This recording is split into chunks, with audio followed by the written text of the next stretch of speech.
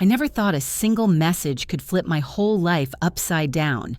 Not from my boss, not from a stranger, but from my best friend of 12 years, Sarah. It was a Thursday morning, the kind where nothing feels special. I woke up, made the same coffee, tied my hair into the same messy bun, and walked into work expecting another predictable day. But the moment I stepped into the office, the air felt wrong. People whispered. People stared, and my stomach sank with that silent instinct that tells you something has gone terribly wrong. My phone buzzed. It was a screenshot from a coworker. "Is this really you?" I opened it, and I swear my hands went cold. It was an email, apparently written by me, sent to the management team. A message full of lies, accusing colleagues, mocking clients, claiming I deserved a promotion because everyone else is lazy.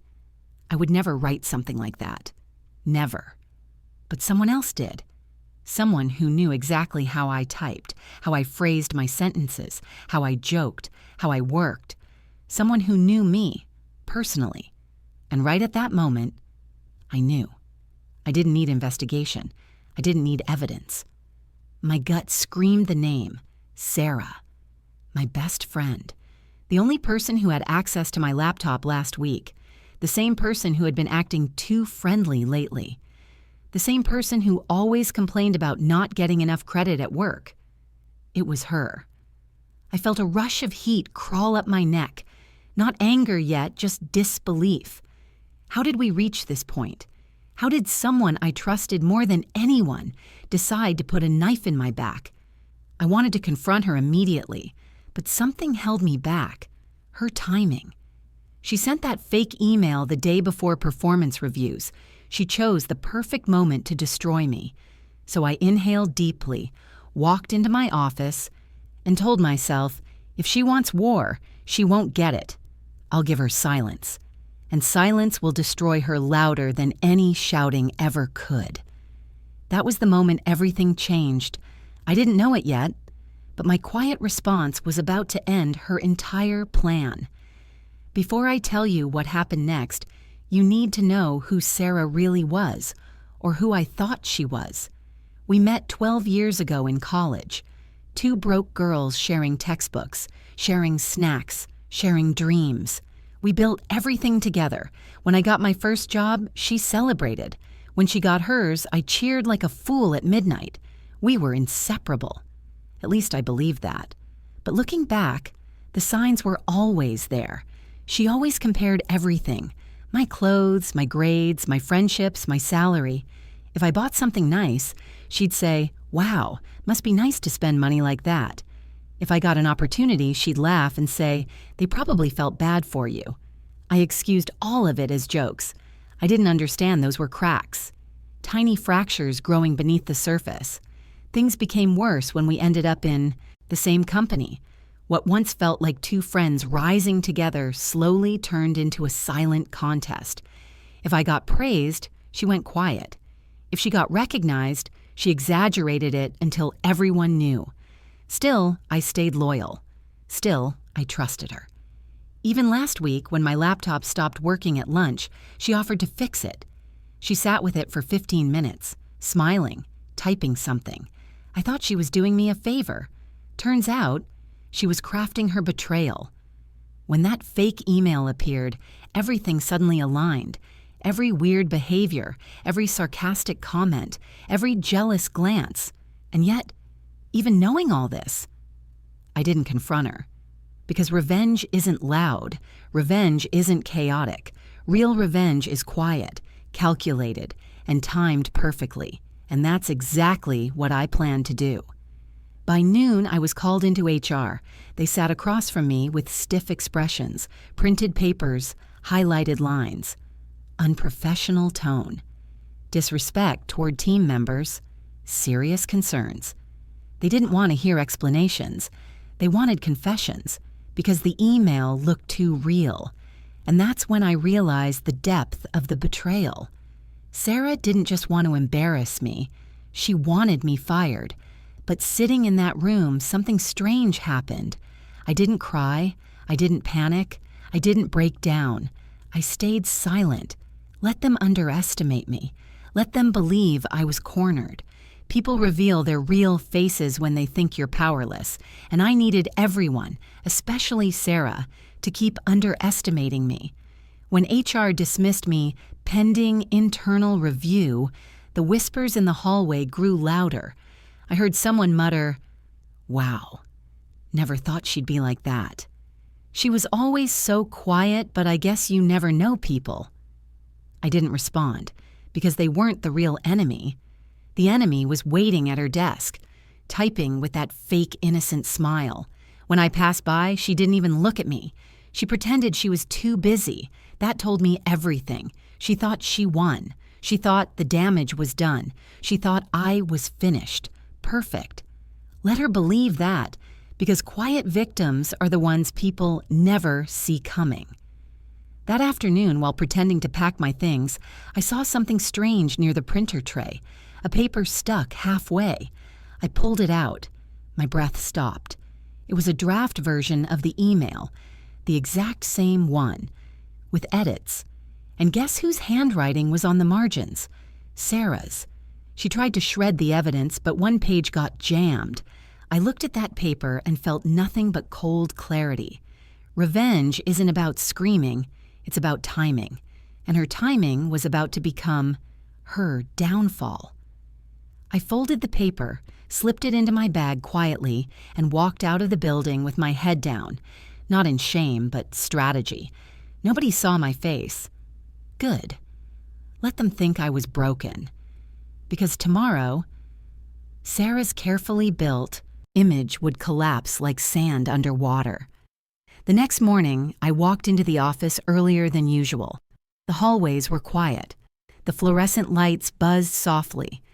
I headed straight to the conference room where management held morning meetings. Nobody was there yet. I placed the printed draft on the center of the table. No explanation, no note, just the paper, sitting there like a loaded secret. Then I left. 30 minutes later, my phone exploded. Calls, texts, missed messages from coworkers. "Come to the conference room, now." When I walked in, the tension was thick enough to cut. Sarah was already there, eyes wide, sweating, hands shaking. HR held the printed draft. Management had another sheet, the final email she sent under my name. The handwriting matched, the edits matched, the formatting matched. The room went dead silent as they asked her, "Sarah, can you explain this?" Her mouth opened and closed like she was drowning in air. I didn't write this. Maybe she planted it. Maybe someone else. But the more she lied, the more the walls closed in. Her panic was loud. Her excuses were desperate. And I said nothing. I sat there with calm, steady breathing while she unraveled in front of everyone. My silence pierced deeper than any accusation. One of the managers finally said, "We checked the system logs. The draft was created from your account." Her knees nearly buckled. She knew it was over. Not because I shouted, not because I fought, but because her own actions trapped her. She looked at me then, really looked, with an expression I will never forget. Fear, shock, realization. Because she finally understood that the girl she tried to destroy wasn't as weak as she thought. When they dismissed her from the room, she didn't even lift her head. Her fall was quiet, the same quiet she underestimated. And as she walked out of the office for the last time, I felt no triumph, only the echo of a lesson she refused to learn. You don't have to raise your voice to end someone's lies. You just have to let the truth breathe. After the meeting, HR called me in privately. They apologized, carefully, formally, awkwardly, the kind of apology that comes only when they realize they nearly destroyed the wrong person. But they weren't the ones I was focused on. My real target had already begun unraveling, and I wasn't done. Because revenge isn't complete until the truth reaches every place the lie touched. The fake email had damaged my reputation. Colleagues doubted me. Clients hesitated. My team avoided me. So I had one more quiet step to take. I compiled a small folder, the fake email, the draft with her handwriting, the system log timestamps, a short written statement explaining what happened. No emotions, no dramatic paragraphs, just truth, pure, undeniable truth. I sent it to management, HR, my department head, and the team. Group email. Within minutes, messages flooded in. I'm so sorry. We were wrong. I can't believe she did that to you. But the quiet victory came when one manager approached me and said, "You handled this with a level of dignity I've never seen." That mattered more than anything, because while Sarah tried to take everything from me with noise, I rebuilt everything with silence. That day, something else happened too. As she was clearing her desk, stuffing things quickly into a box with trembling hands, she looked up and whispered, "Why didn't you defend yourself yesterday? Why didn't you stop me?" I didn't gloat.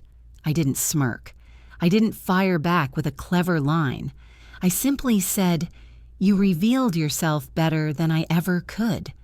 Her eyes broke in a way I can't describe, not because she felt remorse, but because she knew she had lost the game she created, and she lost quietly, painfully, publicly. News spread fast, not just in our office, but in sister departments, partner companies, even LinkedIn circles. People who once whispered against me now whispered about her. She became the warning story, the cautionary tale, the person who tried too hard to win and ended up losing everything. Meanwhile, my reputation didn't just recover, it strengthened.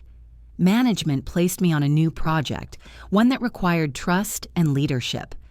Clients requested me personally. Coworkers apologized for doubting me. But here's the truth. I didn't feel happy. Not really, because betrayal doesn't leave you victorious. It leaves you wiser, colder, more careful about who sits close to your heart. A week later, I received a long message from Sarah. A mix of excuses, blame, and fake apologies. I didn't reply, not because I wanted to be cruel, but because some people do not deserve access to your voice. Silence is not absence. Silence is a boundary, and mine was long overdue. Months passed. Work became normal again.